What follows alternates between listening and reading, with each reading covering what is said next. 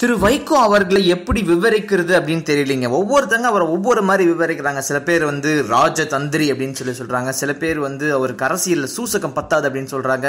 இருந்தாலும் இந்த நேரத்தில் அவர் செய்யற ஒவ்வொரு விஷயமும் பரபரப்பா பேசப்படுதுன்னு சொல்லணும். 2009 ஒரு பொதுக்கூட்டத்தில் விடுதலை புலிகளுக்கு ஆதரவா அவர் பேசினார் அப்படின்னு சொல்லி அவர் மேல தேச துரோக வழக்கு போடப்பட்டுச்சு. ஸோ அந்த ஒரு வழக்கில் பல வருடங்கள் வாய்தா வாங்கி கடைசியா ஏப்ரல் 3ஆம் தேதி அந்த ஒரு வழக்குல நீதிபதி என்ன ஒரு விஷயம் சொன்னார்னா, இவரை புழல் சிறையில அடைங்கன்னு சொல்லி ஒரு உத்தரவு விட்டார். சரின்னு சொல்லி வைகோ அவர்களும் புழல் சிறைக்கு போயிட்டாப்ல. அதுக்கு அடுத்ததான் 2-3 தரம் ஜட்ஜே நீங்க ஜாமீன்ல போறீங்களான்னு சொல்லி கேட்டோம். வைகோ அவர்கள் வேணாம்னு சொல்லிட்டே வந்திருக்காரு. திடீர்னு சொல்லி நேத்து எனக்கு ஜாமீன் வேணும் அப்படின்னு சொல்லி ஒரு மனு தாக்கல் பண்ணிருக்காரு கோர்ட்ல. அரசு தரப்புல என்ன சொல்லிட்டாங்கன்னா, இவரெல்லாம் உள்ள வச்சிட்டு இருக்கிறதுனால தமிழக அரசுக்கு தான் தேவையில்லாம செலவு, இவர் கொஞ்சம் அனுப்பிச்சு விடுங்க சார் ஜாமீன்ல அப்படின்னே வக்கீல் சொன்னதன் காரணமா எந்த விதமான நிபந்தனையும் இல்லாம ஜாமீன் கொடுத்து அந்த ஒரு வழக்குல வைகோ அவர்களை வீட்டுக்கு அனுப்பிச்சிட்டு இருக்காங்க.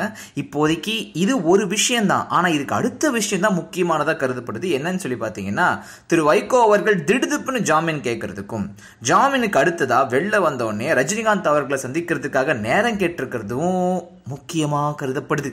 ரஜினிகாந்த் வர அரசியலுக்கு வரல அப்படின்னு சொல்லாம, ஆனா கண்டிப்பா வருவேன் அப்படின்ற ரேஞ்சில் பேசியிருப்பதன் காரணமாக அவரை சந்திச்சு ஆலோசனை நடத்தி புதுசா ஏதாவது அரசியல்ல ஒரு பூகம்பம் கிளம்புமோ அப்படின்னு சொல்லி எதிர்பார்க்கப்படுது. ஏன்னா போன தடவை மக்கள் நல கூட்டணியை உருவாக்கி அது சின்ன பின்னமா போறதுக்கு காரணமா இருந்தவர் நம்ம வைகோ அவர்கள்.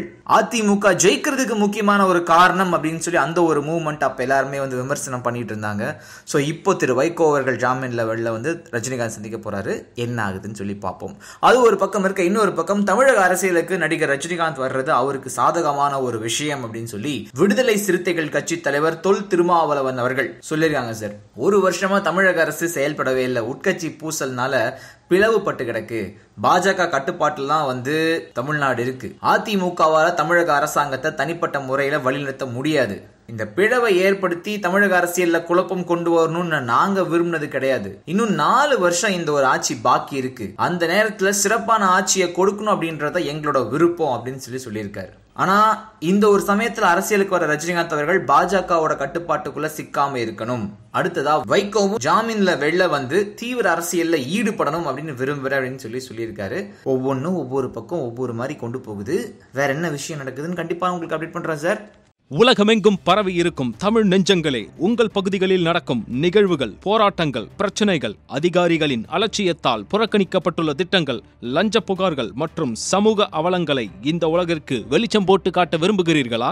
உங்கள் செல்போன் மூலமோ அல்லது தங்களிடம் இருக்கும் கேமரா மூலமாகவோ பிரச்சனைகளை வீடியோவாக பதிவு செய்து எங்களுக்கு அனுப்புங்கள். உங்கள் பகுதி பிரச்சனைகளை உலகுக்கு வெளிச்சப்படுத்தி அப்பிரச்சனைகள் நீங்க வழி செய்வதுடன் உங்களுக்குரிய சன்மானத்தையும் வழங்குகிறோம். அது எப்படிங்க ஒருத்தவங்க இறந்து போகிற வரைக்கும் வெயிட் பண்ணுறதுக்கு பேர் வெற்றிடம் கிடைக்கிறதாங்க? இது கோழைத்தனம் இல்லையா? அவங்க அரசியலில் ஜெயிக்கணும் வரணும்னா எல்லாரும் இருக்கும் போதே வரணும். அதுதான் உண்மையாக அவங்க நாட்டு மேலே பற்று வச்சுருக்காங்கன்னு அர்த்தம். ஒரு நாட்டு மேலே பற்று இல்லாதவங்க அரசியலுக்கு நான் எல்லாமே பண்ணுவேன் அப்படிங்கிறத எப்படி ஏற்றுக்கிறீங்கன்னு எனக்கு புரியல.